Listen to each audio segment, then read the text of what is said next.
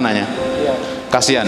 90% janda, ibu-ibu. Yang laki-laki sedikit tapi yang banyak anak-anak sama ibunya tadi. Nah, waktu saya pulang ada amanah memang. Saya bingung juga menyampaikan. Pak Mustafa nanti sampaikan kepada orang Indonesia, tolong selamatkan anak-anak kami. Ini pahalanya banyak. Sanggup? Ini pahala kalau mampu ini kan, namanya juga membawa anak dari negara lain. Persoalannya adalah saya tanya ke kementerian di sana, bagaimana cara membawa anak-anak ini ke Indonesia? Ternyata nggak mudah, karena harus membawa ibunya. Harus membawa ibunya.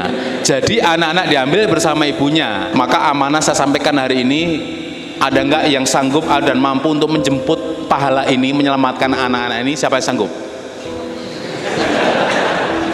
Oh, kenapa tertawa semuanya?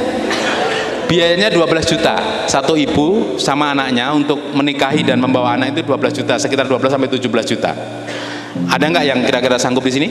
Nah, saya paham keinginan ada, keberanian tidak ada.